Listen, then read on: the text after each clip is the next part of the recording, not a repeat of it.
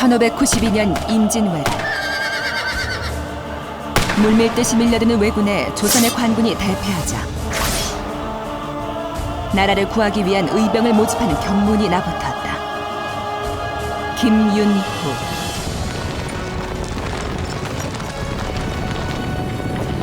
당시 의병 모집 경문에 등장한 인물은 고려 대몽항쟁의 영웅 김윤후였다.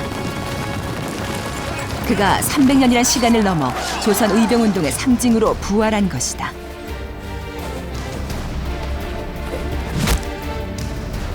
고려 백성과 함께 세계 최강 몽골군을 두 차례나 격파했던 김윤후.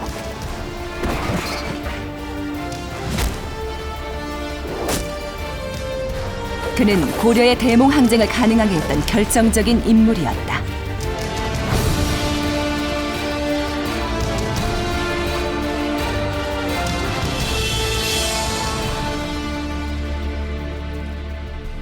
세종대왕의 한글 창제, 이순신 장군의 임진왜란 승전.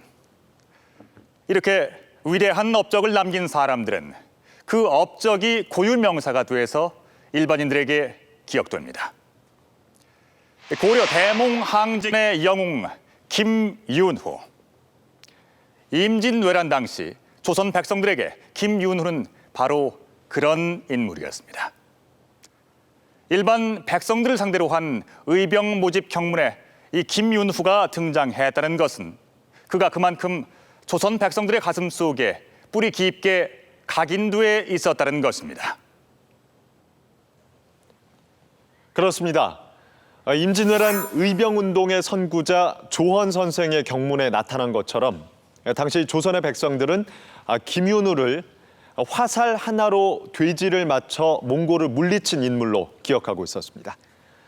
여기서 돼지로 묘사된 사람은 바로 고려를 침입한 몽골군 총사령관 살리타를 가리킵니다.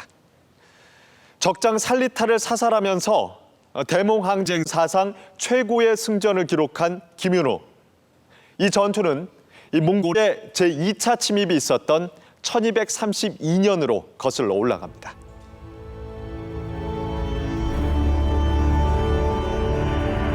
(1232년) 고려의 불안한 전운이 감돌기 시작했다. 이것들이 고려 조정이 강화도로 도망을 가! 고려 정부가 강화도로 수도를 옮기고 몽골에 대한 항전 의지를 밝힌 것이다.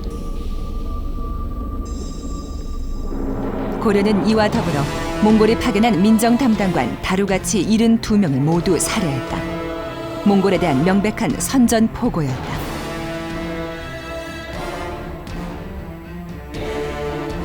몽골은 고려에 사신을 보내 즉시 개경으로 수도를 다시 옮길 것, 그리고 임금인 고종과 무신 정권 집권자 최후의 몽골 입조를 요구한다. 그러나 집권자 최후의 항전 의지는 확고했다. 40여 년의 기나긴 대몽항쟁, 그 서막이 시작된 것이다.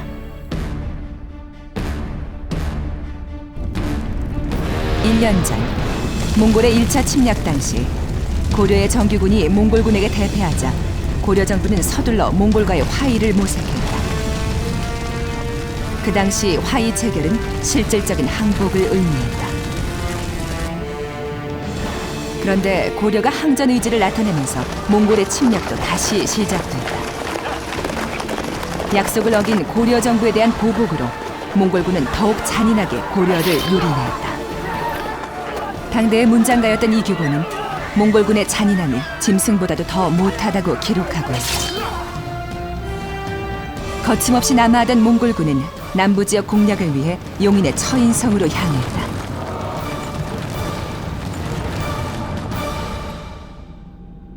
고려시대 처인성이 위치했던 경기도 용인시 남사면.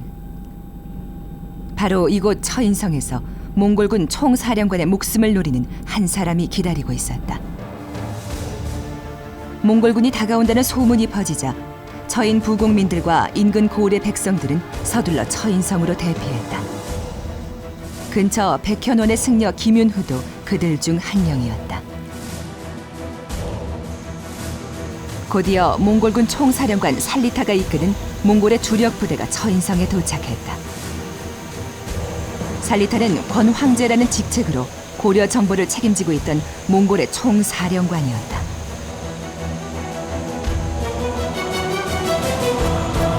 살리타에도 권황제라고 고려사에도 나오죠. 그렇게 그 준황제, 황제 대행 뭐 이렇게 이해를 하시면 될 것 같습니다. 그러니까 막강한 권한을 가진 사람이죠.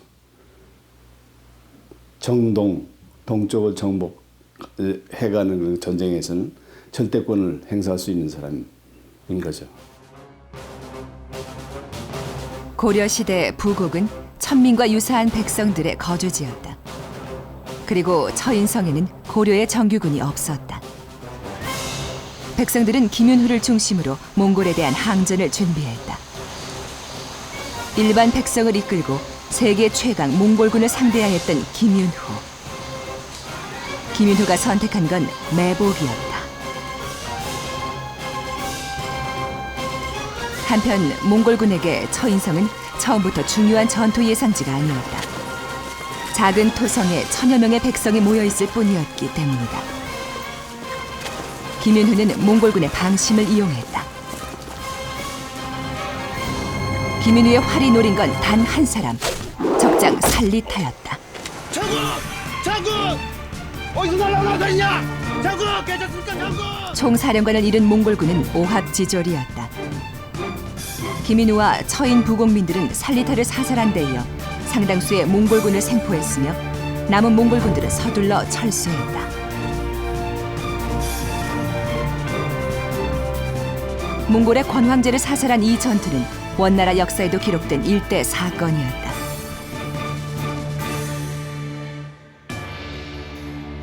고려사는 살리타를 사살한 사람으로 한 승려를 지목하고 있는데 그가 바로 김윤후였다.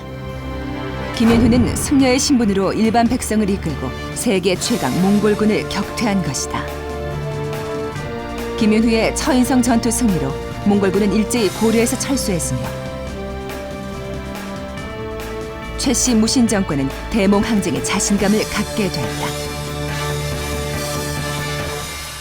정책적으로는 항전을 결정을 한 것이 되겠습니다. 그러나 그런 항전을 지속할 수 있는가 하는 그런 문제가 바로 이제 이 김윤회의 승전에 의해서 막 계속해서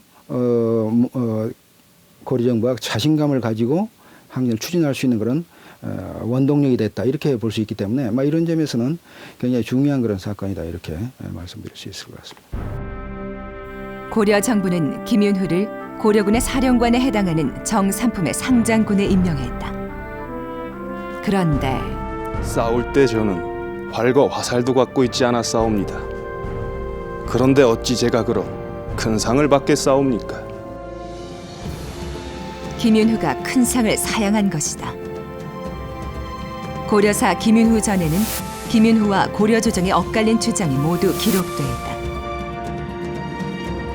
고려 조정은 큰 상을 사양하는 김윤후를 상장군보다 훨씬 낮은 계급의 섬랑장에 임명했다. 이후 김윤후는 승복을 벗고 본격적인 무관의 길에 들어서게 된다. 처인성 전투는 그 중요성에 비해 현재 남아있는 기록이 너무 부족해서 당시의 상황을 정확하게 추정하기가 쉽지 않습니다. 일부에서는 김윤후가 이 살리타의 부대와 전면전을 치렀을 것이며 그 과정에서 살리타가 날아오는 화살에 맞아 죽었을 것으로 추측하기도 합니다. 그러나 처인성 전투를 이끈 지휘관이 장군이 아닌 승려 김윤후라는 점, 그리고 몽골군과 싸운 사람들이 정규군이 아닌 일반 백성이었다는 점에는 이견이 없습니다.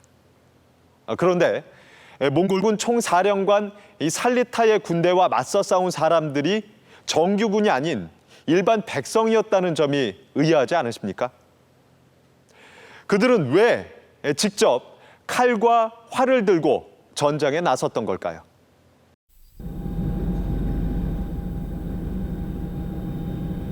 경기도 용인시 남사면에 위치한 처인성터.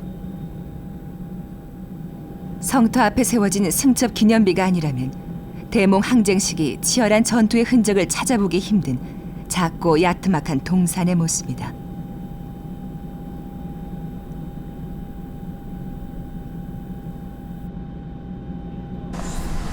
하지만 성터 안으로 들어가면 느낌이 달라진다.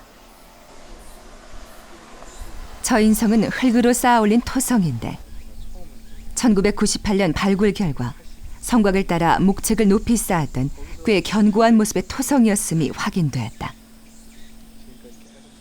여기는 이제 발굴 결과 이제 남문지가 있었던 것으로 추정되는 곳입니다. 근데 그 남문지를 그러니까 문지를 만들기 위해서 했던 어떤 시설물들이라든지 그런 것들이 발굴된 대부분 확인이 되었습니다. 그래서 지금 문 길도 어느 정도 확인이 되었고요. 그 지금 저쪽으로 내려가게 되면은 그 건물지도 역시 확인되었습니다. 비교적 큰 건물이었던 것 같습니다. 거기서 나오는 유물들을 통해 볼 적에 통일신라부터는 이 지역에서 어떤 그 여러 가지 일들이 있었지 않았을까 생각이 듭니다. 처인성에는 고려부터 조선 초기까지 식량을 보급하는 군창 기지가 있었다고 전한다. 둘레가 채 500m도 되지 않은 이 작은 성이 중요했던 이유인 것이다. 발굴 당시 입구로 추정되는 건물지 흔적과 함께 토기와 기와 등 다양한 유물들이 함께 쏟아져 나왔다. 그중엔 철제 무기류도 있었는데 무엇보다 놀라운 건 바로 고려의 칼이었다. 현재 고려시대 칼이 출토된 곳은 단 2곳뿐이다. 고려시대 칼의 중요한 특징인 칼코. 칼코는 칼을 쥔 무사의 손을 보호하기 위한 장치로 삼국시대의 칼과 고려의 칼을 구분하는 중요한 기준이다.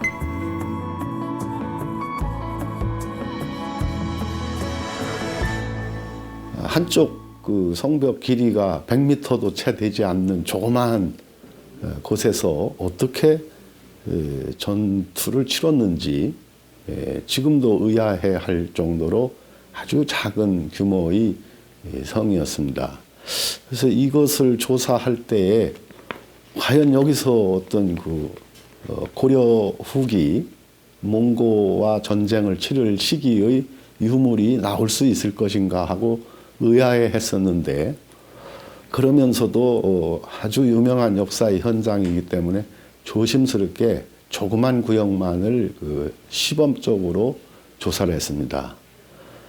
그런데 의외에도 아래로 한 삽 정도 깊이 파고 들어가서 그 아래쪽으로는 많은 유물이 쌓여 있었습니다.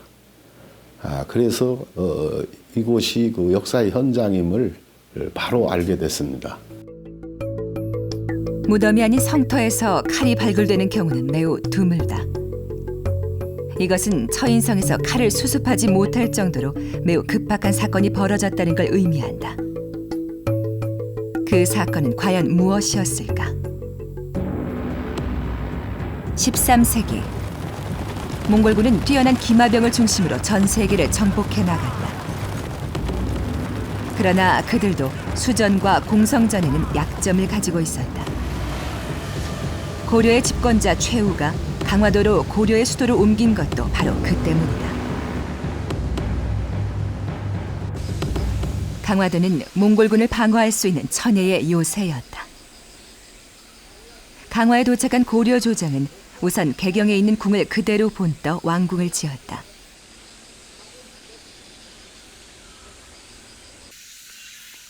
궁궐이 만들어지는 동안 궁을 보호하는 내성을 쌓았다. 내성은 강화읍과 선원면 일대를 둘러싼 광대한 토성이었으나 개경 환도와 함께 몽골의 요구로 허물어버려 현재는 조선 숙종 때 개축한 석성이 남아있다.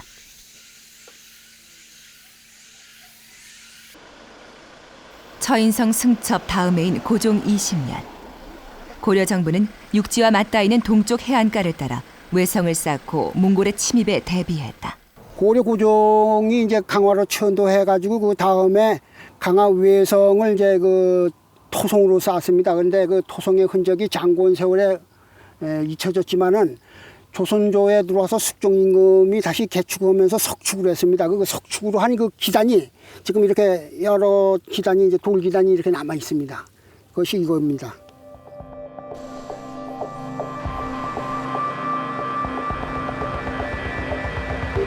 지금은 흔적만 남아있지만 축성 당시 이 외성의 길이는 수십 킬로미터에 달했다고 한다.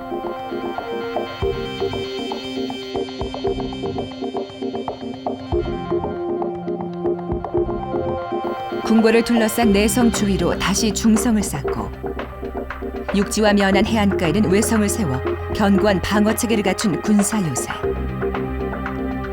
800년 전 전시수도 강화의 모습이었다. 그리고 고려의 최정예 삼별초 부대가 강화도를 수비했다. 이렇듯 최씨 무신 정권의 대몽 항쟁은 철저히 강화도 방어에만 집중돼 있었다.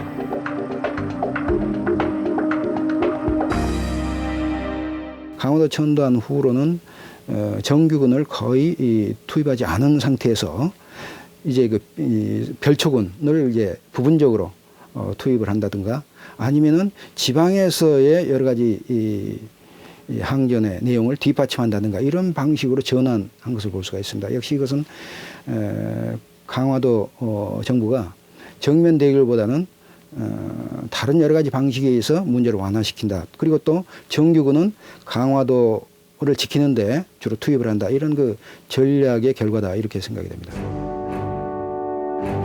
고려의 모든 군사력이 강화도에 집결돼 있는 상황에서 백성들은 몽골의 공격에 무방비로 방치됐다. 따라서 고려의 백성들은 생존을 위해 스스로 싸워야만 했던 것이다. 김윤후가 스스로 자신의 공을 낮췄던 것은 그 당시 고려 백성들의 처절한 항전 상황을 잘 알고 있었기 때문은 아니었을까.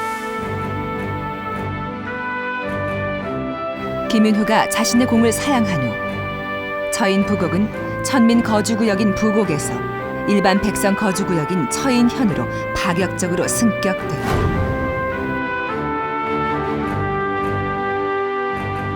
(13세기) 당시 세계는 몽골 제국의 것이었습니다.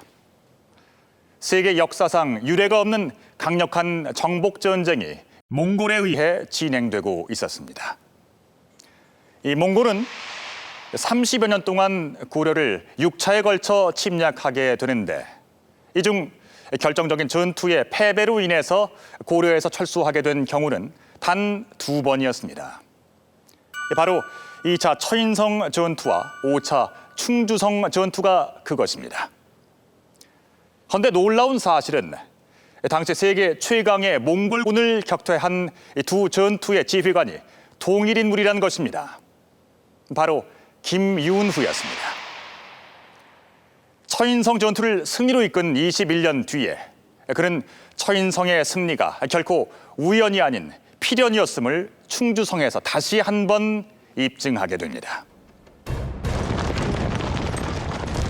1253년 몽고의 제5차 침입이 시작된다. 몽골은 고려의 집권자 최우가 사망한 후에도 고려 조정이 개경으로 환도할 기미를 보이지 않자 침략을 개시한 것이다. 고려 정벌을 마무리 짓기 위해 출정한 사람은 몽골의 황족 에쿠. 에쿠는 몽골의 황제 몽케칸의 숙부로 야굴 대왕이라 불리는 인물이었다. 에쿠가 이끄는 몽골의 주력 부대는 지금의 춘천인 춘주까지 파죽지세로 남하했다. 그리고 이곳 춘주에서 몽골의 5차 침입 당시 가장 큰 참극이 벌어진다. 춘주 사람 박항이 부모로 추정되는 시체만 300구를 찾았다는 춘주 전투. 이 전투 이후 몽골군의 잔혹함에 놀란 많은 고려인들이 몽골에 항복했다. 그리고 에쿠의 몽골군이 충주에 도착한다. 충주에 있는 중원 타평리 7층 석탑. 우리나라의 중앙부에 위치한다고 해서 중앙탑이라고도 불린다.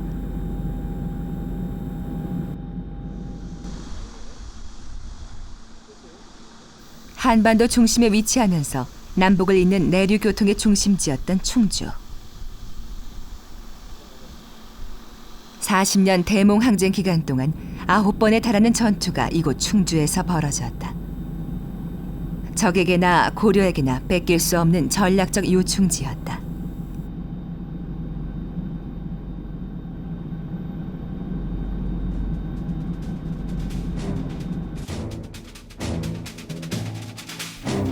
에쿠는 투항한 고려인들을 방패로 삼고 고려를 배신한 부몽 본자 홍복원과 이연을 앞세워 충주민의 항복을 권유했다. 충주성에는 김윤후가 방호 별감으로 내려와 몽골군을 기다리고 있었다.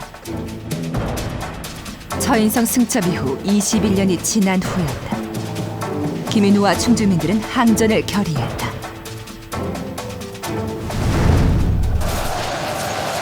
몽골의 총 공세가 시작됐다. 빗발 같은 화살과 돌, 천둥 같은 북소리로 여러 달 공격하니 성이 매우 위태로웠다고 전했다. 하지만 김윤후가 이끄는 충주민들의 저항도 끈질겼다.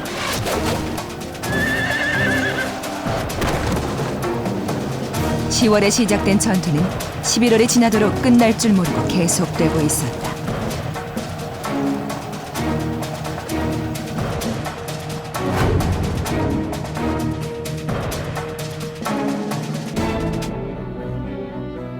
그 사이 몽골군 진영에서 내분이 발생했다. 전투의 부진 때문에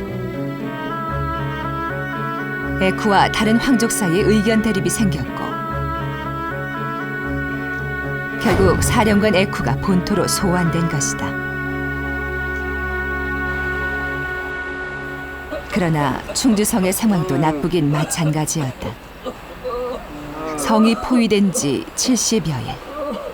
성의 양식도 떨어져 가고 성 안의 사람들이 모두 지쳐가고 있었다. 몽골군의 투항 권유로 사람들도 동요하고 있었다. 결단이 필요했다.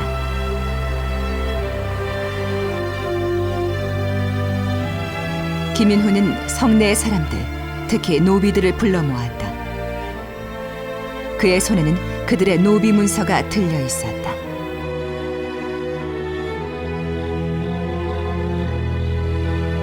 여러분들이 최선을 다하여 적을 막는다면 신분의 귀천 없이 모두에게 표시를 내릴 것이요. 여러분들은 내 말을 믿으시오.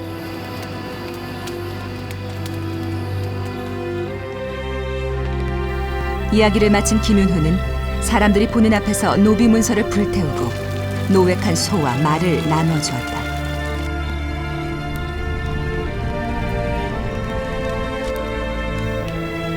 엄격한 신분제 사회에서 김윤후의 결단은 결코 쉬운 게 아니었다.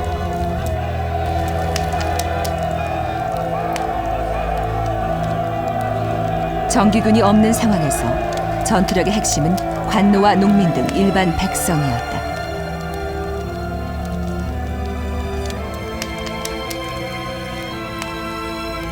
김윤후의 결단은 이들을 독려하기 위한 비책이었다.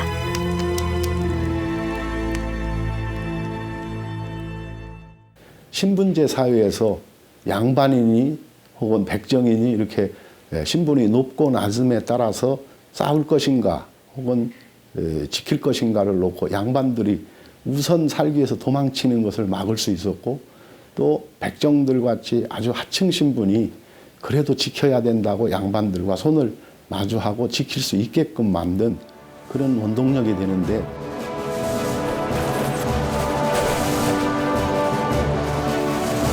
고려사는 성안의 사람들이 김윤후를 믿고 죽음을 무릅쓰고 항전했으므로 몽골군이 좌절해 남진하지 못했다고 전한다.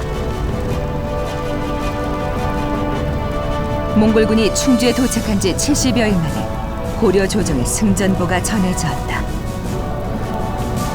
전쟁에서 승리한 김윤후의 약속은 고려 정부에 의해 이행됐다. 농민에서 노비에 이르기까지 공에 따른 포상이 주어졌고 충주가 국원경으로 승격됨으로써 충주민에 대한 집단 포상도 이루어졌다. 70일간의 충주성 전투. 김윤우는 다시 한번 몽골의 황족인 에쿠를 상대로 승리를 거두게 됩니다. 이 노비 문서를 소각함으로써 백성의 정신력을 승리의 원동력으로 삼은 김윤우. 그러나 몽골은 오랜 정복전쟁 경험과 동서양의 신무기로 성을 공격하는 공성전에 매우 강했습니다. 그렇다면 김윤우와 충주의 백성들은 오로지 정신력만으로 이 70일간에 걸친 몽골의 집중 공격을 견뎌낼 수 있었을까요? 역사의 수수께끼로 남아있는 충주성 70일간의 항전, 그 원동력을 추적해봤습니다. 김인후와 충주민들이 70일간 항전한 충주성은 어디일까? 조사 연구가 진행 중이지만 현재 충주의 대림산성이 유력시 되고 있다. 대림산성은 둘레가 5km에 달하는 대규모 성곽이다. 성 앞에 하천이 흐르고 진입하는 입구가 좁다는 장점을 갖고 있다. 성 안에 물이 풍부하다는 점도 70일 항전을 뒷받침하는 중요한 요소 중 하나다. 대림산성의 흔적을 찾기 위해선 가파른 산길을 올라야 한다.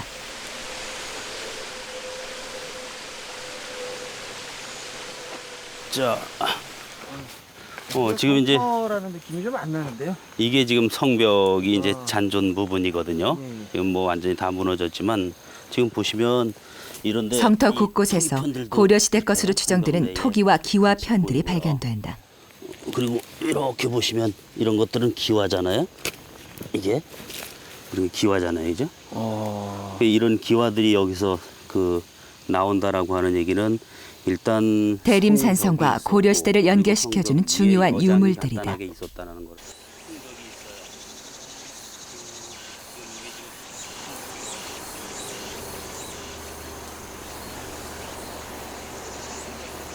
또 대림산성은 충주 관하에서 멀리 떨어져 있지 않아 유사시 단시간에 대피해 적을 막아내기에 유리했다.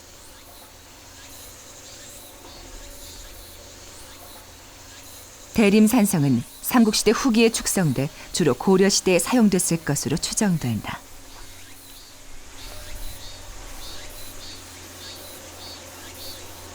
지금 돌의 크기들도 성돌의 크기들도 어떤 건 크고 어떤 건 작고 하면서 그리고 틈새들도 좀 많이 벌어져 있고 상당히 급조한 듯한 그런 흔적들이 보이거든요. 그래서 이 성벽에 축조를 했던 그 시대가 어떤 평화롭게 성벽을 축조를 하는데 시간을 많이 투자한 그런 시기이기보다는 그 신라말 고려초쯤에 그 혼란한 어떤 그 후삼국이 쟁패를 벌린 어떤 그 혼란한 정국에 이 성을 급조해서 만든 것이 아닌가 이제 그런 생각이 듭니다. 전쟁이 일어나면 식량을 챙기고 들판을 태운 후 산성으로 들어가 적을 방어하는 청야 입보는 고려의 중요 전술이었다. 천연의 요새인 대림산성은 몽골의 공격을 막아내기 위한 최선의 선택이었을 것이다.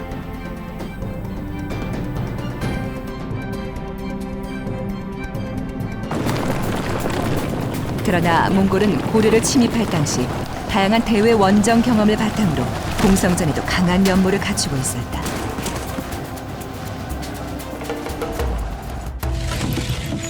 몽골군은 금나라와의 전쟁을 통해 사다리 차인 운제와 성 너머로 돌을 던지는 발석차 등 공성 무기들을 사용하게 됐다. 또 거란, 여진 등 공성전의 강한 정복국의 군사들을 전쟁에 참여시키고 있었다.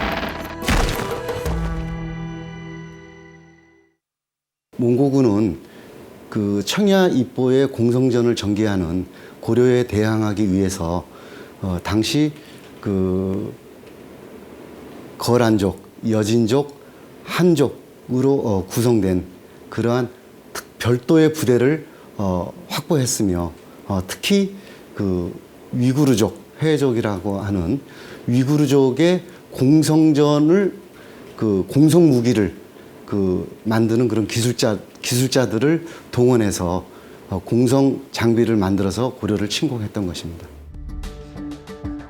몽골은 서역의 호라즘을 정복할 때 다양한 첨단 무기를 사용했다. 당시 사용한 발화 무기 가운데는 지금의 수류탄과 비슷한 것도 있었다. 몽골군이 점령한 도시의 성벽 근처에서 주로 발견되는 이 무기는 두꺼운 자기로 만들어졌다. 용기 안에 기름을 가득 채우고 점화선을 넣은 뒤 불을 붙여 던지면 폭발이 일어난다. 어른 주먹 정도의 크기지만 그 위력은 컸다.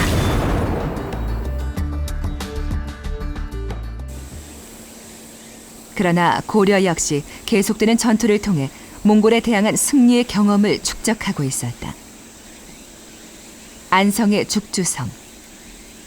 1236년 안성의 백성들이 몽골군의 공격을 15일간 방어해서 격퇴한 곳이다. 당시 죽주성 방호별감 송문주 장군은 몽골군과의 전투 경험을 바탕으로 몽골군 공성전의 특징을 자세하게 파악하고 있었다. 죽주를 통한 승리의 경험은 중앙에서 파견된 방호별감을 통해 다른 지역에도 퍼져나갔다. 고려 정부에서 파견한 방호별감 송문주 장군을 중심으로 지방 관리 그리고 지방민들이 혼연일체가 되어 승리로 이끌어낸 훌륭한 전투라고 할 수 있겠습니다. 이러한 전투는 후에 충주 지역에 처인성 전투의 주역인 김윤우를 파견하여 그곳 지역을 관리하고 통할하는 기본적인 임무를 수행할 수 있도록 마련해 주었던 것입니다. 그렇다면 몽골군의 공성에 대항한 고려의 무기는 무엇이었을까? 서양식 석궁과 유사한 쇠뇌. 우리나라는 삼국시대 이전부터 쇠뇌가 발달돼 있었는데 특히 고려는 쇠뇌 부대를 따로 운영할 정도로 쇠뇌를 중요하게 여겼다. 이 쇠뇌의 전통은 조선시대까지 이어졌다. 기계식 활인 쇠뇌는 일반 활에 비해 대단히 명중률이 높았습니다. 따라서 성곽전이 중심이 되는 그 대몽항쟁에 있어서 이 쇠뇌의 역할은 매우 중요했습니다. 특히 이 쇠뇌는 적에게 은폐, 엄폐된 곳에서 적을 명중시킬 수 있기 때문에 성곽전에서의 쇠뇌는 매우 중요했던 것입니다. 조작이 간편하고 매복전에 유용했던 쇠뇌.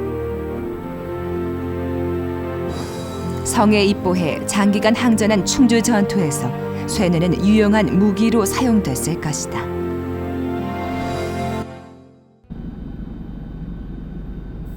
그리고 충주에는 쇠뇌와 같은 철제 무기를 제작하는 고려시대 대규모 제철단지가 있었다. 다인철소라고 알려진 고려시대 제철단지의 유적이 충주 첨단지방 산업단지 발굴을 통해 조금씩 그 모습을 드러내기 시작했다. 다인철소는 고려시대에 전문적으로 철을 생산해 정부에 조달했던 지역이었다. 이번 발굴을 통해 발견된 외형이 남아있는 야철로 유적. 야철로란 철을 재련하는 일종의 용광로 시설. 과거에는 야철로를 부숴가면서 철을 재련했기 때문에 그동안 외형이 남아있는 야철로의 유적을 찾는 건 쉬운 일이 아니었다.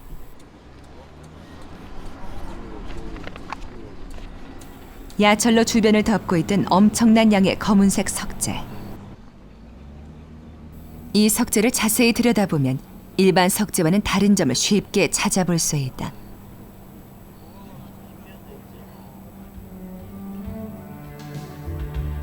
이런 석재는 다인철소로 추정되는 충주시 이류면 전체 35개 지역의 지표면에서 쉽게 발견되고 있다. 이 석재가 바로 철을 만드는 과정에서 만들어지는 찌꺼기인 슬래그, 즉 강재인 것이다. 지금 저희가 서 있는 이 지점에서 대략 그러니까 그 15톤 덤프 트럭으로 한 6대 분량 이상의 그 슬래그를 걷어낸 바가 있습니다. 그 정도 슬래그의 양이라고 하면 보통 이제 이런 야철을 연구하시는 분들 입장에서 보셨을 때는 대략적으로 이런 야철 로고가 한 100여 개 정도에서 있어야만이 나올 수 있는 그런 양의 슬래그 양이라고 보통 얘기를 하십니다. 그런 걸 봤을 때 보면 지금 현재는 한 기만 남아있는 상태이지만 과거에는 이 주변 지역에 약 100여 기가 넘는 상당히 많은 수의 그런 야철로가 있었다는 것을 알 수 있는 그런 중요한 자료가 된다고 할 수 있겠습니다. 다인 철소는 오늘날 포항제철과 같은 대규모의 제철 단지였던 것이다. 전쟁이 끝난 후 원나라는 충주에서 환도 1000자루를 만들어 보낼 걸 고려에 요구하기도 했다. 전쟁이 끝난 후에 몽고에서 환도 1000자루를 요구를 하고 있고 이 환도 1000자루를 충주 다인철소에서 생산해서 보내고 있다라고 하는 이 사실은 충주에서의 그 칼이 몽고의 칼보다 질적으로 우수했기 때문에 나타나는 현상이라고 생각이 들거든요. 바로 이러한 그 질적인 우수성 때문에 충주는 몽고하고의 전투에서 승리를 거둘 수 있지 않았나 그렇게 생각이 듭니다. 다인 철소민들은 신분상으로 천민에 가까운 계층에 속해 있었다. 소라는 구역에 살고 있는 백성들은 부역에 매달려 아무리 일해도 보상을 받을 수 없었고 관직에 나가는 것도 한계가 있었다. 그리고 전쟁까지 겹쳐 그 부담과 고통이 몇 배로 늘어나 있었던 것이다. 김윤후는 이런 백성들의 불만을 정확히 알고 있었다. 공에 따라 노비에게도 벼슬을 내리겠다는 김윤후의 약속은 충주성 승전 후 실현됐다. 충주성 70일 전투의 승리는 백성들의 항전 의지와 김윤후의 지도력이 조화를 이룬 결과였다. 몽골군을 고려에서 철군시킨 김윤후는 충주성 전투 이후 감문이 섭상장군이라는 높은 벼슬에 임명됐다.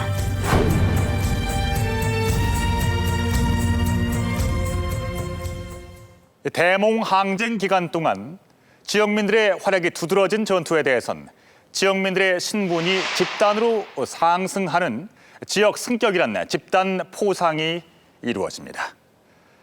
대몽 항쟁 기간 이 지역 승격이 이루어진 곳은 모두 4곳. 그런데 이 중 무려 2곳의 지휘관이 김윤후였습니다. 하지만 이렇게 혁혁한 전과에도 불구하고 그에 대한 기록은 많이 남아있질 않습니다. 그는 왜 이처럼 역사로부터 소외됐던 것일까요?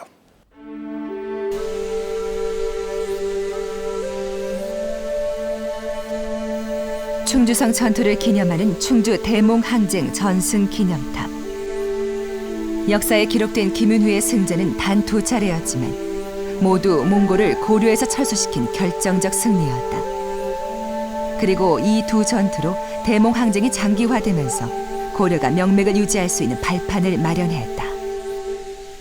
고려라는 국명을 유지했죠. 그다음에 징병권을 가졌어요. 징세권을 가졌고요. 이런 나라는 몽골이 점령한 그런 세계에서는 없는 그런 사례거든요. 그래서 그 1960년 이후에 1260년 이후에 그러니까 중국을 다 점령하고 거의 다 점령하고 난 다음에 이제 그 정복에서 조공 체제를 중국 체제죠. 바꾸면서 이제 그게 가능했거든요. 그때까지 버텨줬기 때문에 그게 가능하다는 얘기죠. 충주 전투 다음 해 몽골의 6차 침입이 시작됐다. 몽골의 6차 침입은 이전의 침입과는 달리 6년간 계속됐다.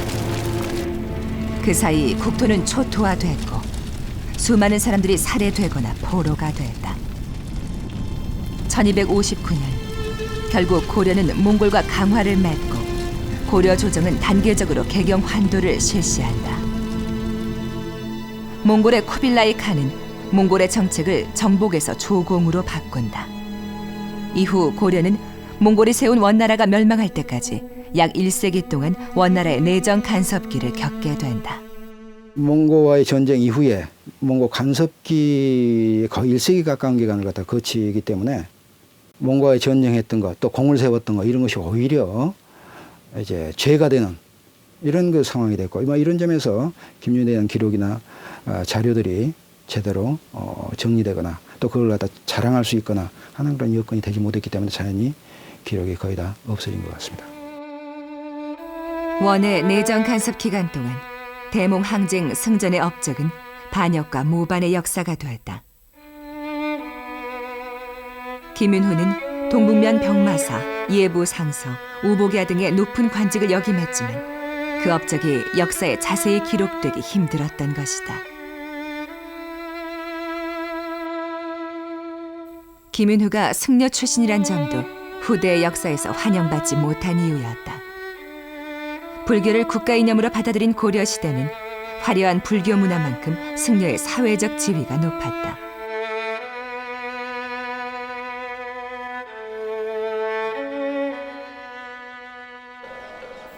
많은 수의 사찰과 탑이 건설되고 이름난 승려들은 왕실과 나라의 스승으로 국가 정책에 중요한 영향을 미쳤다. 하지만 조선이 건국하면서 상황이 달라졌다. 억불 숭유를 개국 이념으로 삼은 조선시대에 고려시대 승려 출신의 위인들은 크게 주목받기 어려웠다.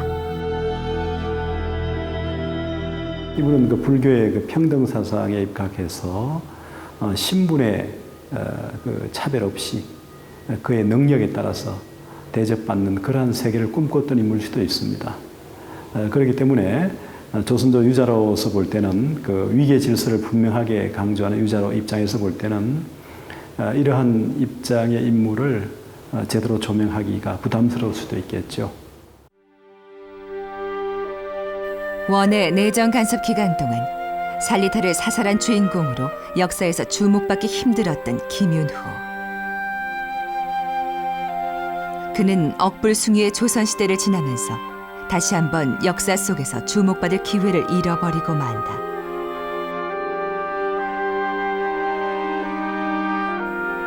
그러나 그의 이름과 업적은 뜻밖의 시대와 장소에서 부활한다.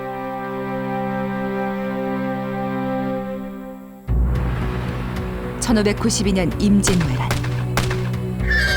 물밀듯이 밀려드는 왜군의 공세에 조선군이 크게 패하자 나라를 구하기 위한 의병운동이 들불처럼 일어난다.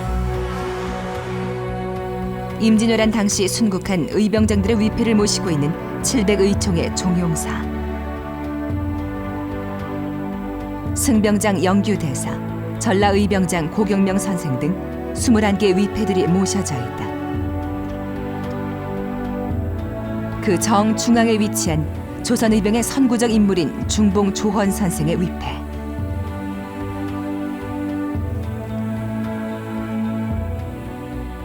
중봉 조헌 선생은 고려시대의 영웅 김윤후를 백성들에게 상기시키며 의병을 모집했다.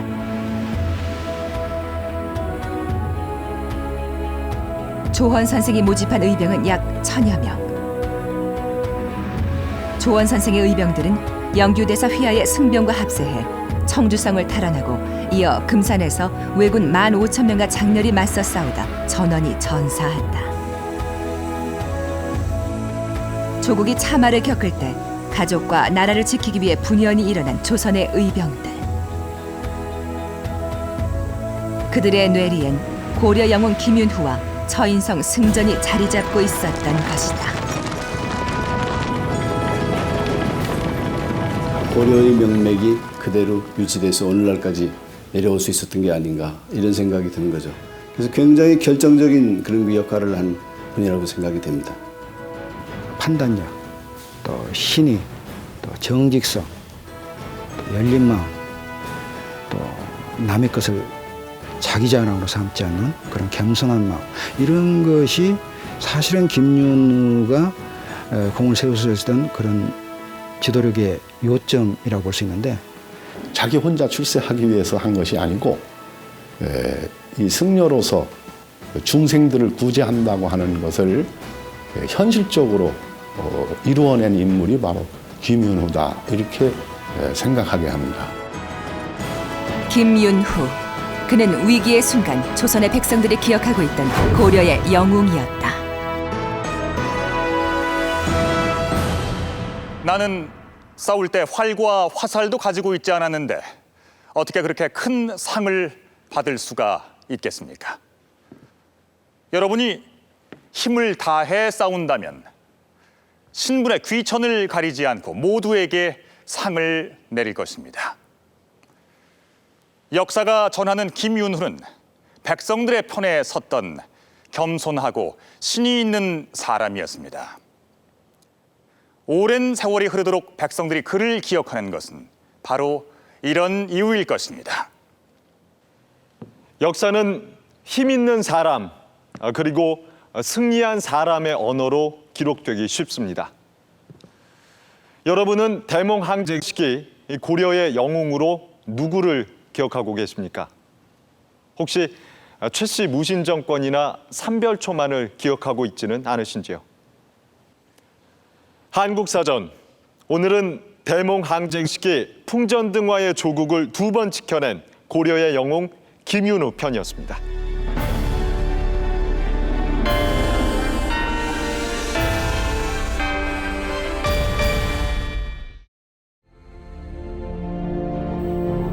조선의 국경에서 2000여리 떨어진 흑룡강. 350여 년 전 이곳에서는 대규모 전투가 벌어졌다.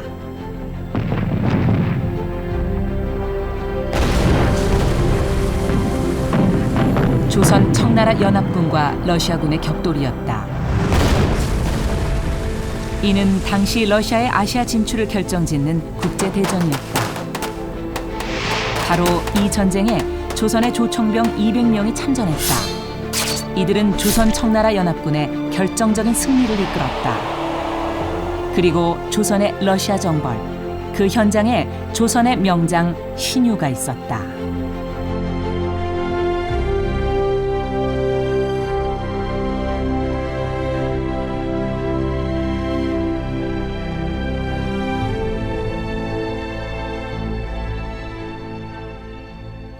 여러분께서는 혹 나선이라는 나라를 알고 계십니까?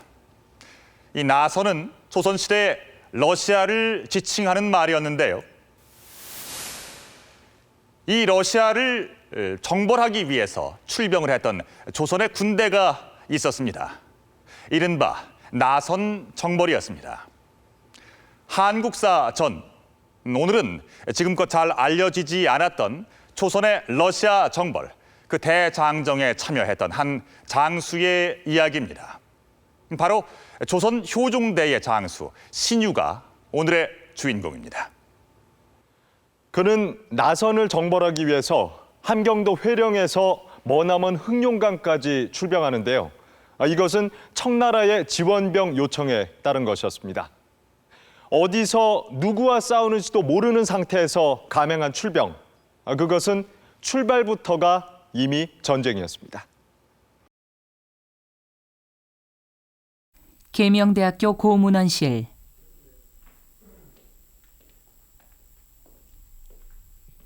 이곳에는 조선 중기 신유 장군이 남긴 일기가 한 권 보관되어 있다. 일기는 전투 상황을 기록한 참전일기다. 이 북정록은 인쇄본이 아닌 신유의 친필 그대로다. 북정록은 1658년 4월 6일 회령에서 군병을 검열하는 것으로 시작된다.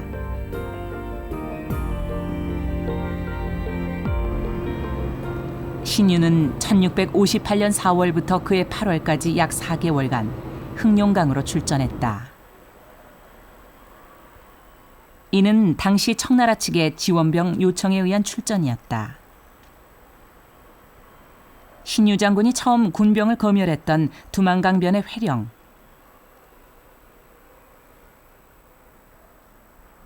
함경도 회령은 조선시대 북방의 군사 요충지.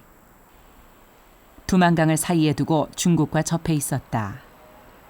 那么我身后的这个呢，就是朝鲜的会宁市，中间的界河呢就是图们江。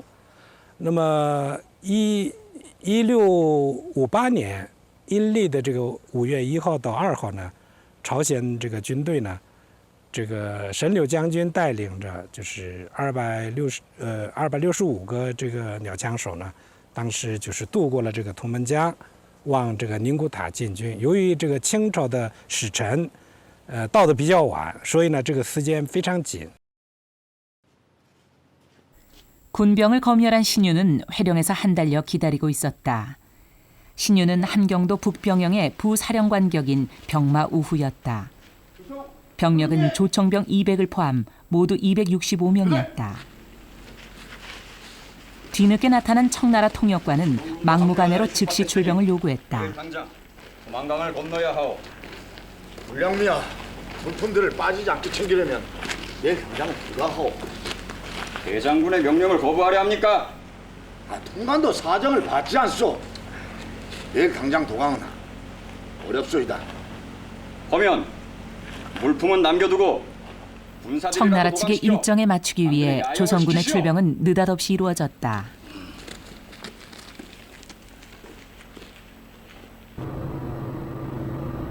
두만강을 건넌 신유의 조선군은 연기를 지나 영고탑으로 향했다. 신유는 북정록의 원정 과정도 꼼꼼하게 기록해두고 있다. 지린성에서 해이룽장성으로 넘어가는 옛 고갯길인 백자령에 대한 묘사도 나온다.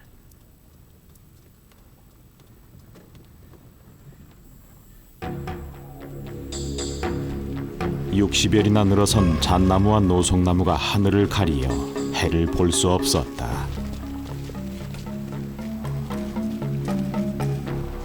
원정길은 강행군이었다. 5월 4일 하루 종일 빗속을 뚫고 행군하였는지라 길이 질어 인마가 흙탕물에 빠지고 군수품은 비에 젖어 말이 아니었다. 청나라 측의 재촉에 조선군은 빗길 야간 행군도 감행해야 했다. 사고도 잇따랐다.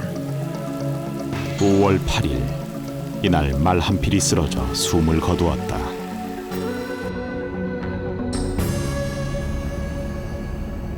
두만강을 건넌 지 7일, 긴 강행군 끝에 마침내 신유 부대는 청나라군과 만나기로 한 곳에 도착했다. 지금은 조선족들이 몇 가구 살고 있는 지우지아 마을은 당시 청나라군의 주둔지였다. 그 흔적이 지금도 남아있다. 청나라군은 이곳에 만주 지역 일대를 관할하던 사령부를 두고 있었다. 여기서 신유의 조선군은 청나라군과 만났다. 清朝政府以宁古塔为基地，多次派兵自黑龙江、松花江一带给入侵的沙俄匪徒以沉重的打击。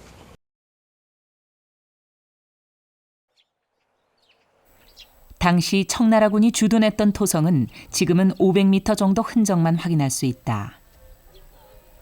그들은 조선군을 북쪽 성문 밖에 대기하도록 하고 성 안에 들여놓지도 않았다.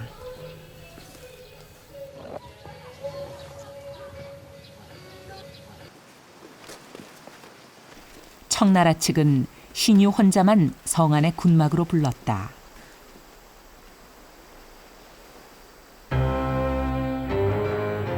당시 청군 지휘관은 이 지역 출신의 사이호달이라는 장수였다. 그는 조선군을 청나라군에 배속시켰다.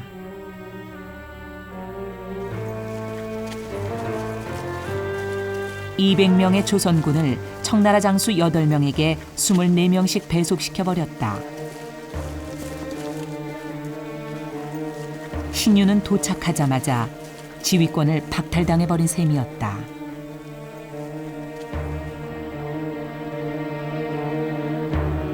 조청연합군은 목단강을 따라 배를 타고 다시 북쪽으로 이동했다. 배는 작고 실린 짐은 무거웠다고 한다.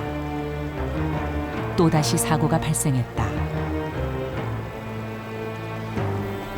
5월 13일 이날 통나무배가 여울목을 지나다가 돌에 부딪혀 뒤집히는 바람에 배에 실은 짐과 조총 등을 몽땅 잃어버렸으나 조총만은 간신히 건져냈다.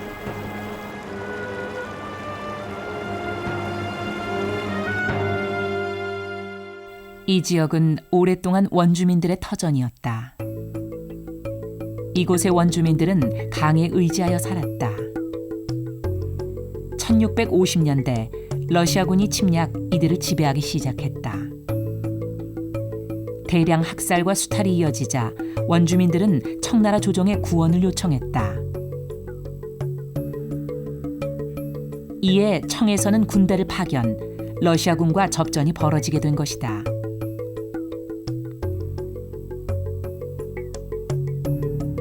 원주민들이 타던 배, 이들은 배를 다루는 데 능숙했다고 한다.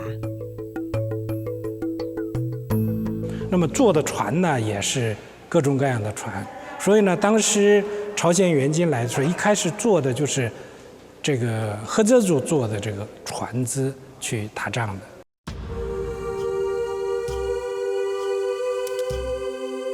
이들 왈가족 원주민들은 조청연합군에게 러시아군의 동태를 제보하기도 했다. 5월 14일 적의 무리들이 이미 흑룡강 입구에 도착했으니 이달 안으로 마주치게 될 것이라고 했다.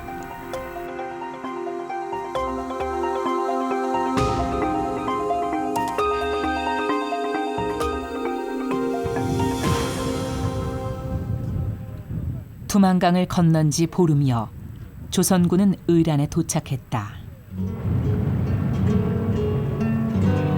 이곳은 목단강과 송화강이 합류하는 곳. 신유 부대는 이곳에서 청나라 전함을 기다리며 전투 준비를 하고 있었다.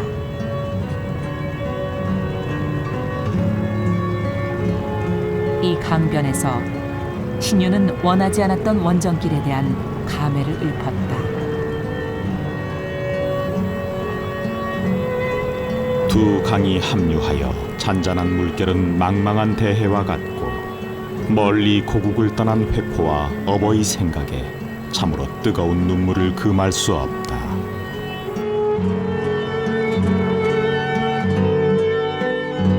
멀리 고국을 떠난 회포와 어버이 생각에 참으로 뜨거운 눈물을 금할 수 없다. 네, 송화강에 도착한 신유가 그의 일기 북정록에 남긴 말인데요. 고향을 떠나 낯선 곳에 도착한 심경이 잘 드러나 있습니다. 출병 당시 신유는 함경도를 관할하던 북병영의 부사령관 격인 종삼품 병마우후였습니다. 그렇다면 신유와 함께 머나먼 이곳까지 출병했던 군사들은 누구였을까요? 신유는 출정 명령을 받자마자 함경도 각지에서 포수를 모집합니다. 즉 회령 등지에서 200여 명의 포수를 가려 뽑고 초관, 군관 등으로 265명의 부대를 편성합니다. 265명으로 편성된 부대. 이 부대는 특기할 만한 점이 있었습니다. 이들 중 200명이 포수, 즉 조총병이었던 것입니다. 조선 지원병의 주력 부대는 조총부대였던 것이죠. 한데 이 청나라에서는 왜 조선의 조총부대가 필요했던 것일까요? 신유가 출병하기 4년 전 조선 조정에 청나라 사신이 찾아왔다. 그는 조선군의 파병을 요청했다. 조선의 조총 잘 쏘는 사람 100명을 뽑아 회령을 경유하여 3월 10일까지 영고탑에 도착하게 해주시옵소서. 우리 조선 군사를 어디다 쓰려고 그러시오? 나선을 정벌할 것이옵니다. 나선? 나선은 어떤 나라이오? 영고탑 부근에 별정들이 있는데 이들이 나선입니다. 조선 조정은 나선 정벌을 위한 파병을 결정했다. 나선은 러시아를 일컫는 말이었다. 15세기 몽고의 지배를 벗어난 러시아는 새로운 모색을 꾀하고 있었다. 16세기 말 러시아는 시베리아 진출에 나섰다. 러시아를 상징하는 이 사원도 당시에 건립되었다.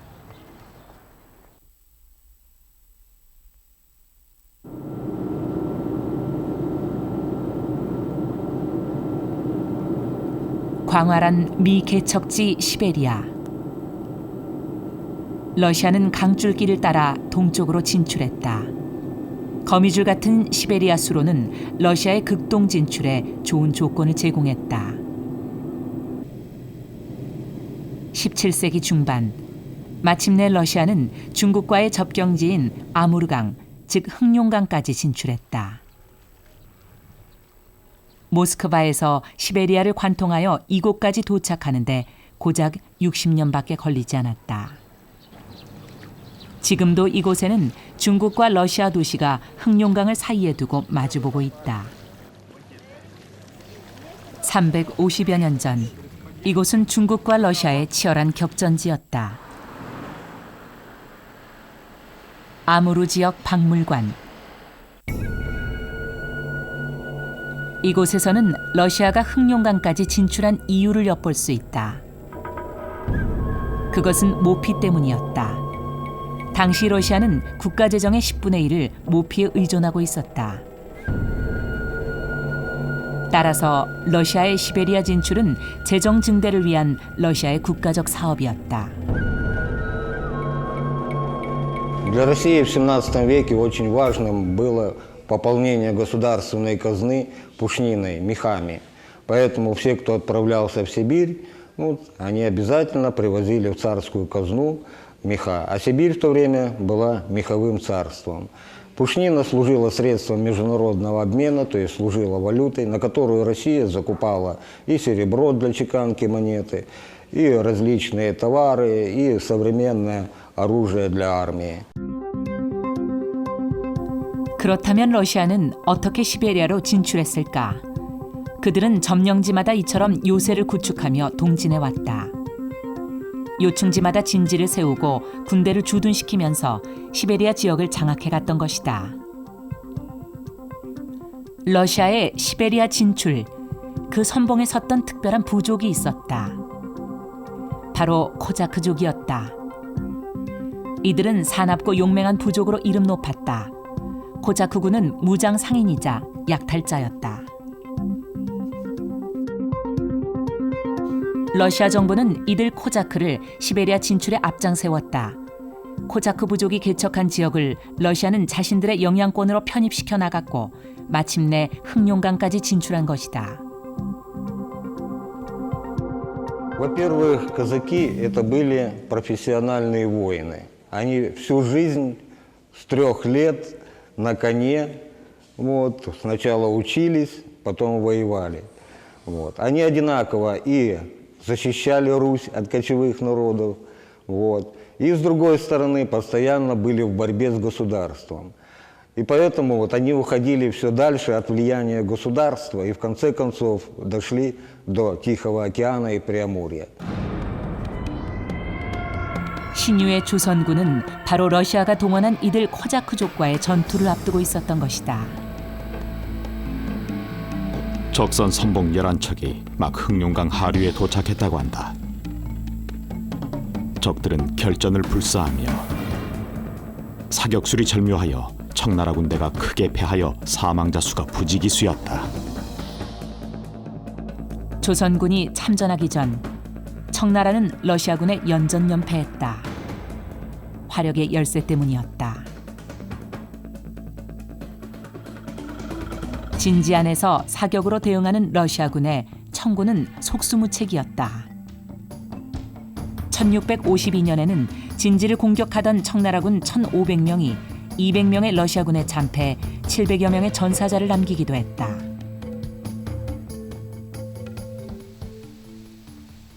청나라군이 딱 한 번 이겼던 적이 있었다. 1654년 조선군의 1차 나선정벌 때였다. 조선군의 화력이 승리의 원인이었다.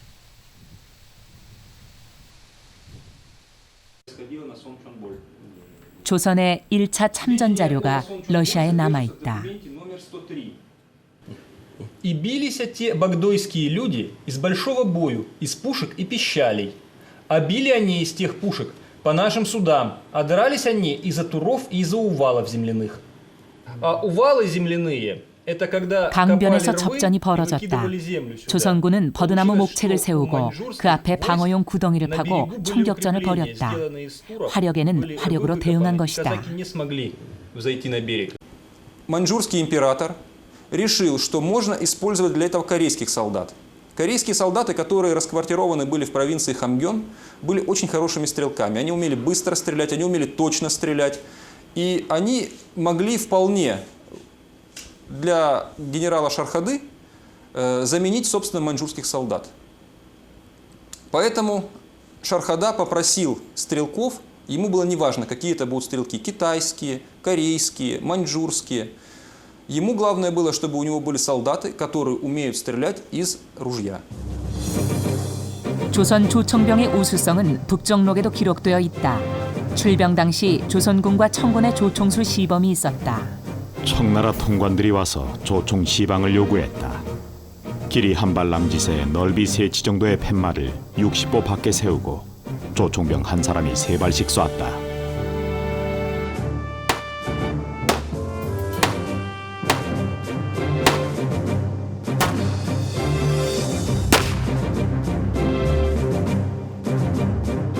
(60보) 거리에서 복 10cm의 표적을 맞추는 사격이었다. 조총술 시범에서 조선군은 압도적 우위를 보였다.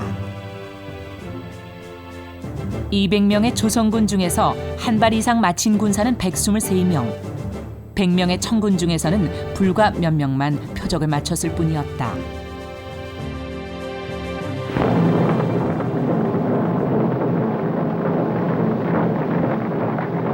코자크 부족은 남부 러시아, 우크라이나 지방에 근거를 두고 있었다.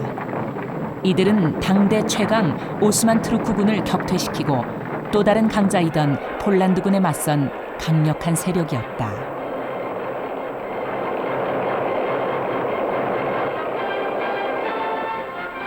이들이 바로 신유의 조선군이 대적해야 할 상대였다.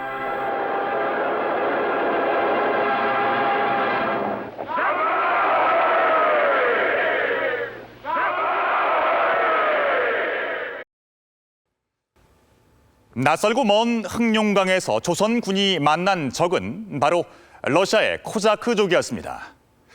이 코자크족은 영화의 소재로 등장할 만큼 대단히 용맹스럽고 강력한 부족이었는데요. 이 강력하다던 코자크족도 두려워하는 상대가 있었습니다. 신유는 현장에서 코자크족이 대두인을 두려워한다는 말을 듣습니다. 그렇다면 코자크족이 말했던 대두인, 즉 머리가 큰 사람들은 누구였을까요?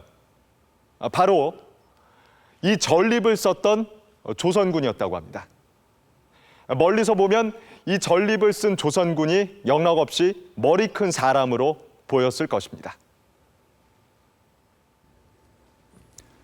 당시 러시아군은 전립을 쓰고 백발백중의 사격수를 구사했던 정체불명의 조선군을 두려워했던 것입니다. 그렇다면 흑룡강변의 조선군 200전사는 어떻게 강력한 러시아군을 무찔렀던 것일까요?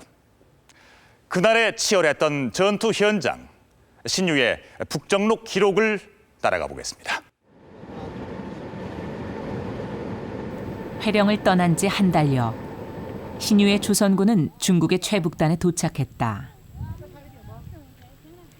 헤이룽장성 통장시는 중국의 국도가 시작되는 기점 도시. 이를 기념하는 탑이 높이 솟아 있다.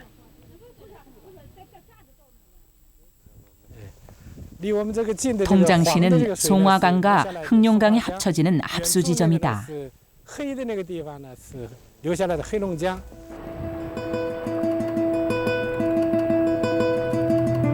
송화강과 합류하는 흑룡강의 물빛이 검은색을 띠고 있다.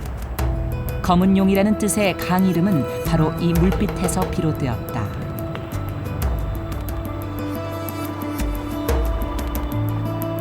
전투가 벌어졌던 6월 10일 아침 일찍 출항한 조청 연합 함대는 이곳에 도착했다. 전투는 이곳에서 20여리를 더 내려간 곳에서 시작되었다.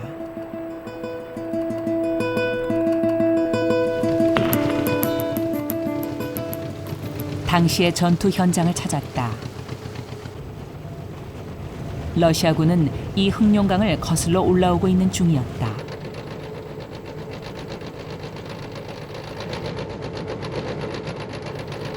지금은 강 한가운데 중국과 러시아의 국경 표지판이 설치돼 있지만 당시에는 치열한 접전지였다.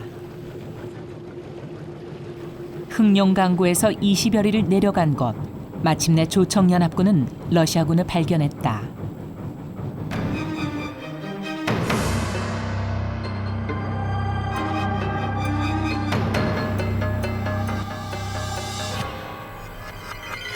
배 모양이 우리나라 전선을 닮았다.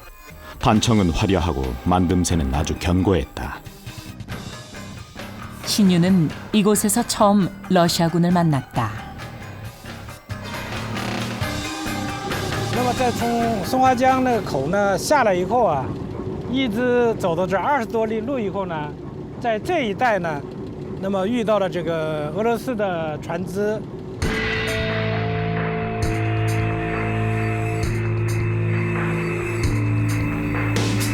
우리를 본 적선은 곧 돛대를 세우고 10여리를 더 후퇴했다.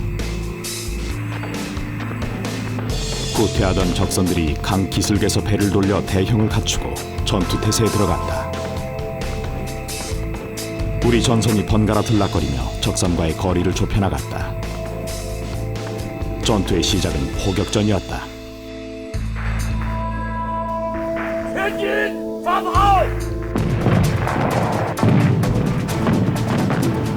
일제히 대포를 쏘며 공격을 개시하자 적선들도 대포로 응수, 공방전이 치열해졌다. 그러나 포격전은 비하간에 큰 전과를 올리지 못했다. 적의 전함이 경고하여 아군의 포격에 타격을 입지 않았다. 两个船队啊，互相之间就是用炮来打，但是呢，就是炮呢没造成什么多大的这个损失，所以呢，这个清朝的船呢。 接近了这个俄罗斯的船以后，就是开始用那个枪手们用枪来进行战争。 모든 전선이 동시에 쳐들어가 활과 총포를 무수히 쏘아댔다. 조선 조총수들이 갑판에 전진 배치되었다. 포하라!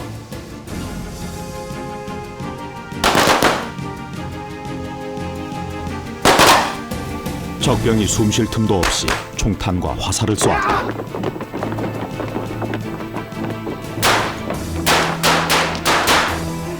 배 위에서 총을 쏘던 적병들은 견디지 못하고 모두 배 안으로 들어가 숨어버렸다. 朝鲜军队的鸟枪手呢，就是给这个就是俄罗斯的这些主击手呢。 一个决定性的压制，因为他们的这个射击数比较高，所以呢，俄国的这个军队呢，他没办法反击，所以呢，他赶紧呢跑到这个船舱底下去了。所以呢，这个时候战争的这个优势呢，基本上在这个清朝这军队这一边。那么这一功劳呢，基本上就是朝鲜的这个鸟枪手的这个射击数起了决定性的作用。 우리 전선들이 적선을 포위했다.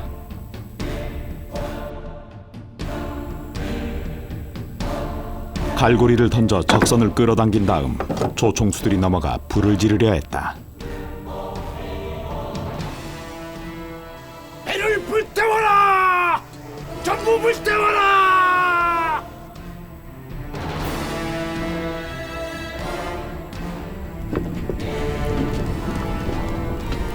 배 안으로 숨어버린 적병들을 한꺼번에 소탕할 작전이었다.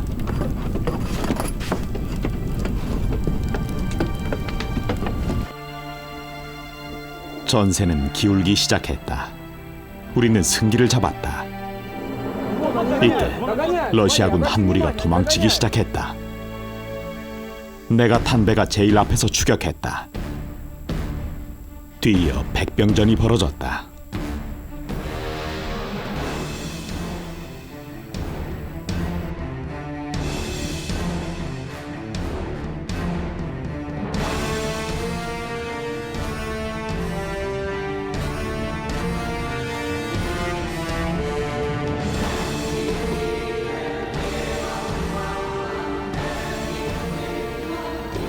여기서 적병 40여 명을 모두 죽였다. 전투가 끝날 즈음 사이호달이 이상한 명령을 내렸다. 이산! 만약 여세를 몰아 적선을 불태웠더라면 적병 중에 살아남은 자는 단 한 사람도 없었을 것이다. 청나라 대장이 이런 명령을 내린 것은 적선에 실린 모피를 탐냈기 때문이다.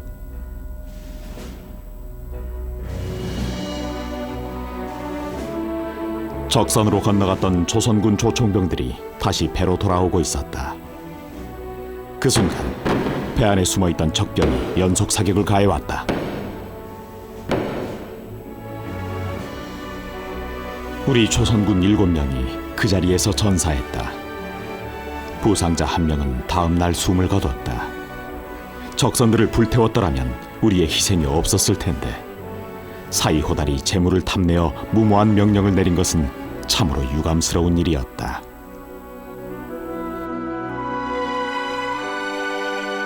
화살을 쏘라! 적군의 배를 모조리 불태워라! 쏘라! 사태가 위급해지자 급히 화전을 쏘았다.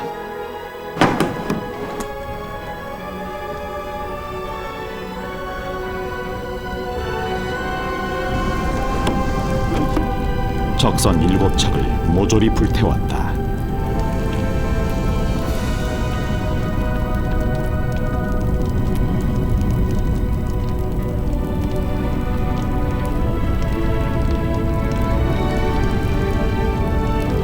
적병 중엔 강물로 뛰어내리는 자도 있었다.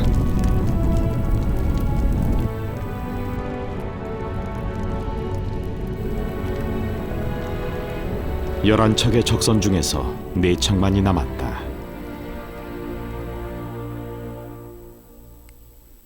타다 남은 적의 배 안엔 타 죽은 적병의 시체가 즐비했다. 살아남은 적병들은 강으로 뛰어들어 숲속으로 도망쳤다.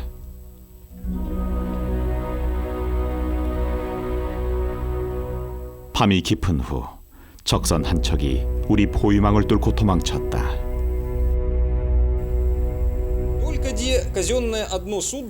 러시아 측 기록에도 당시의 전황이 잘 남아있다. Казаки 95 человек отстояли. И на том бою его анафрейка убили. И служилых людей 220 человек побили. И государеву казну 77 сороков соболей из Пупки. И на том бою его анафрейка убили.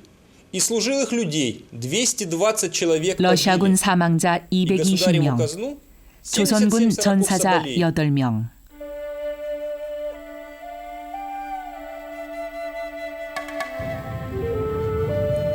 이렇게 흑룡강변에서 벌어진 신유의 나선 정벌은 조청연합군의 완승으로 끝이 났다.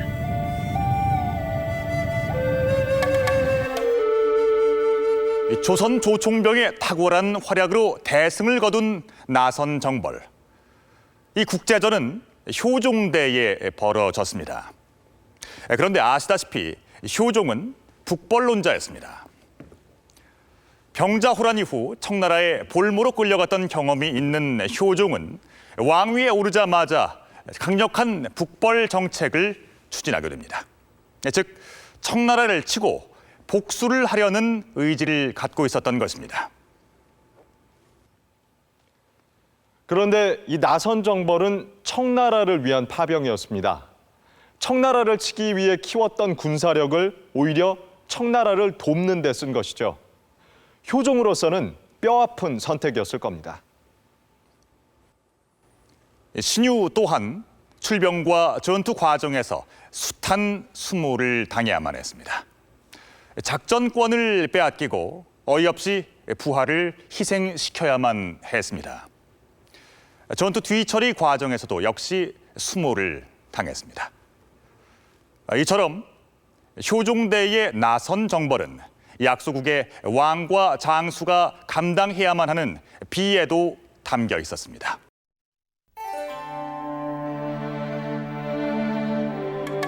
병자호란의 패전은 조선 역사상 가장 뼈아픈 장면이었다. 청나라에 항복한 조선은 이른바 정축 화약을 맺는데 그 5조에 보면 청나라가 원할 때 언제든 조선군을 보내도록 되어 있다.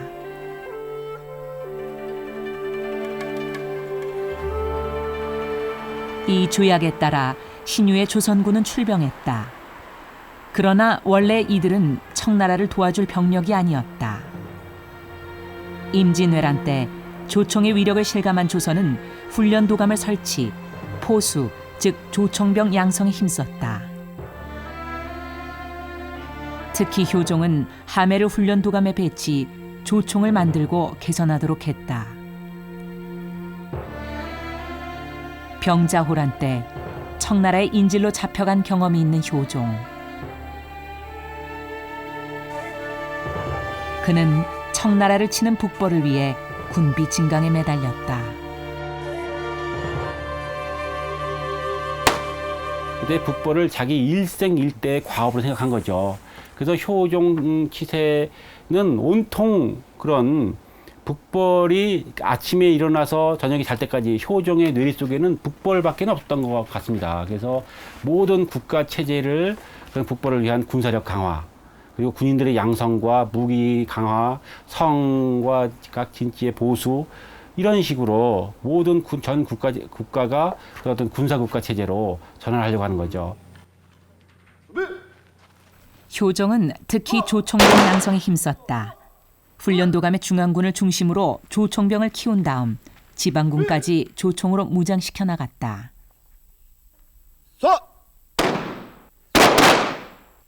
효종의 북벌 의지는 강했다.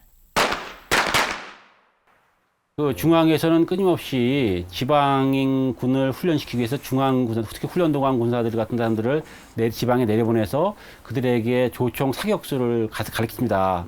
그다음에 또 중앙에서는 만든 우수한 조총들을 끊임없이 지방에 또 내려보내가지고 지방의 우수한 조총들을 항시 갖추게 있게 하고, 그러니까 우수한 무기와 또 그 군인들을 훈련시키는 이런 것들이 서로 연계가 되는 거죠. 신유는 북벌을 위해 양성한 군대를 이끌고 출병했다. 청을 치기 위한 군대가 오히려 청을 도운 셈이었다. 더구나 사이호달은 병자호란 당시 부사령관으로 조선을 침공했던 원수였다. 그런 사이호달의 탐욕으로 조선군이 어이없이 희생당했던 것이다. 신유는 북정록에 전사자들의 고향과 이름을 낱낱이 적어두고 있다.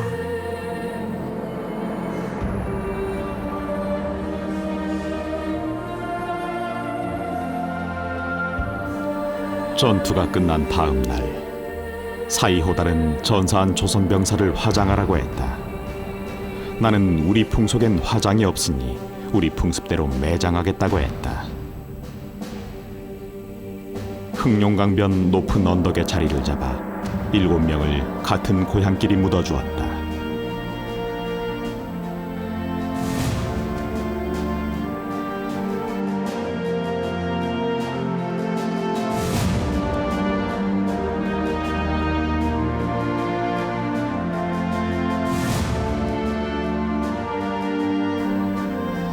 멀리 남의 나라에 와서 모래 속에 뼈를 묻으니 참으로 가엾고 불쌍한 마음 이를 데가 없구나.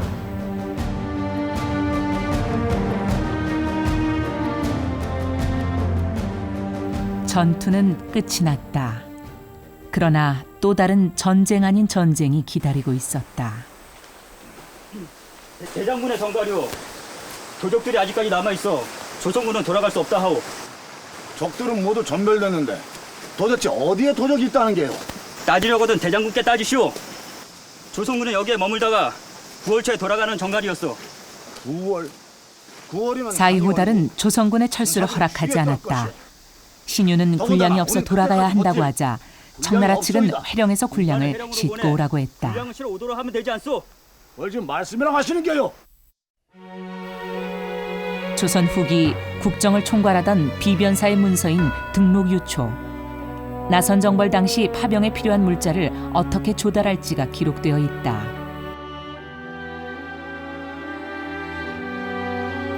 여기에 보면 출병 당시 조선군의 식량은 조선군이 직접 가져가야 하는 것으로 되어 있다. 조선군은 대략 계산하여 3개월치 식량을 가져갔다. 군량 문제는 출발부터 신유의 고민거리였다.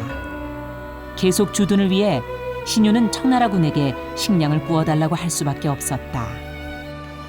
대장군, 귀국에서 우리 군사들에게 군량미를 지급하여 멀리서 군량을 싣고 오는 폐단을 없애준다면 그 은혜는 참으로 클 것이오. 归国已经提供军粮米，不是吗？ 하오면 40일치만 군량을 구워주시면 가을에 본국에서 갖다 갚을 것이니 피차 손해가 없지 않겠소이까? 这我得考虑一下。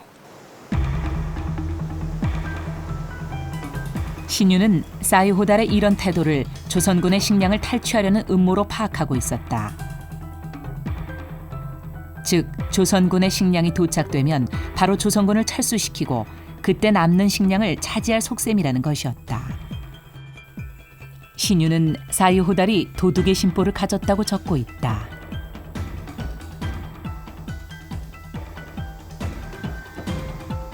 조선군은 추위와 허기에 지쳐갔다.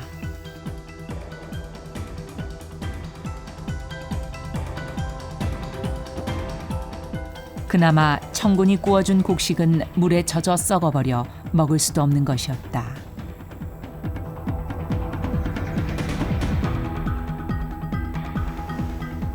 또 다른 시비도 있었다. 신유는 사이호달에게 노획한 러시아 소총 한 자루를 요구했다.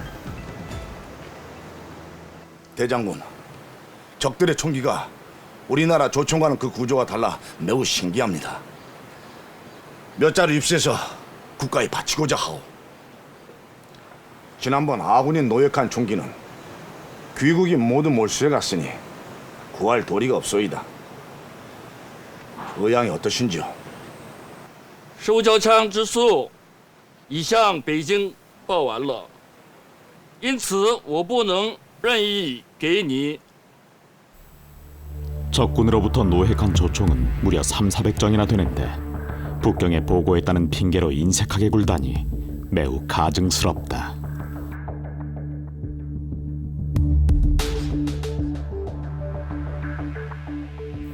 왜 신유는 러시아 총을 입수하려고 했을까? 당시 조선군의 조총은 모두 화승총이었다. 불이 붙은 심지를 유도 화약에 닿게 하여 총알을 발사시키는 방식이었다.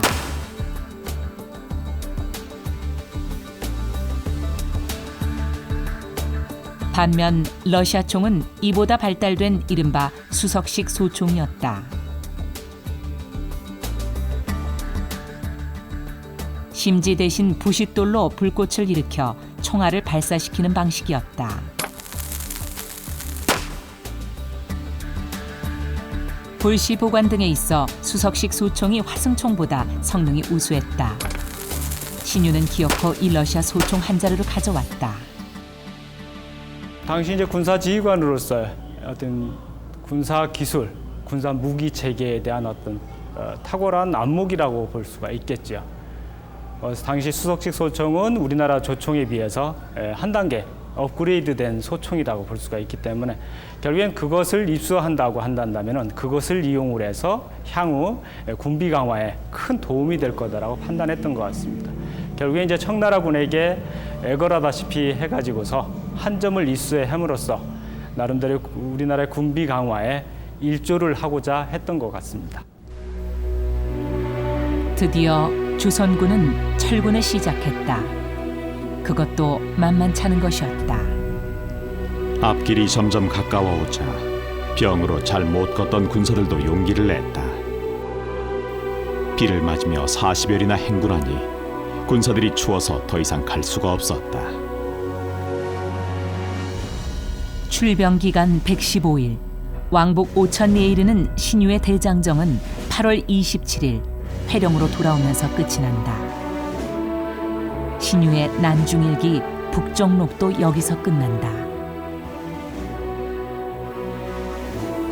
약소국 장수로서 갖은 수모와 어려움 속에서도 신유는 단 8명의 전사자만을 남긴 채 나선 정벌을 승리로 이끌어냈다. 이 정벌 이후 19세기 중반까지 약 200여 년 러시아가 다시 흑룡강으로 진출할 때까지 조선의 북방은 안정된다. 신유의 나선 정벌 승리는 200년의 평화를 견인한 대장정이었던 것이다. 책이 큰데요. 이게 어떤 건가요? 예, 이게 장군의 교지를 모아놓은 책입니다. 그다음에 해산진 병마첨 절제사, 그다음에 함경북도 병마국. 바로 이 교지가 청나라 원병을 받아서 흑룡강성에 출병했던 그 교지입니다. 여기 계실 때 영상 우도 수군 절도사, 장단도 부사, 황해도 병마절도사, 황주 목사 를 거쳐가지고 삼도 수군 통제사에 오르셨죠. 56대 3대. 56대요. 예. 삼도수군 통제사 그 초대 역임하신 분이 이순신 장군 그렇죠. 맞으시죠? 예, 충무공이 초대 삼도수군 통제사. 그렇다면은 무관으로서는 가장 그 최고위 관직에 오르신 거네요. 그런 셈이죠. 오늘은 우리 역사 속에 잘 알려지지 않았던 신유 장군을 만났습니다. 최초로 러시아군과 교전을 벌였던 신유. 그는 청나라를 치기 위해 이 조선이 육성했던 조총병을 이끌고 결과적으로 청나라를 도울 수밖에 없었던 장수였습니다.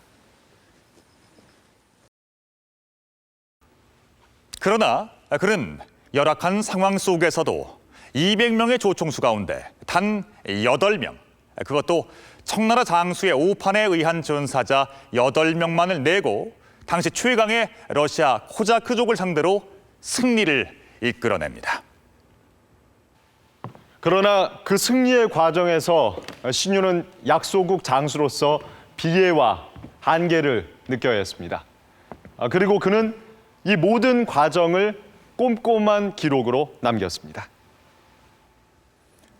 신유가 나선 정벌에서 당했던 수모와 비애감까지 꼼꼼하게 후손들에게 남긴 진정한 뜻은 무엇이었을까요? 한국사 전 신유편이었습니다.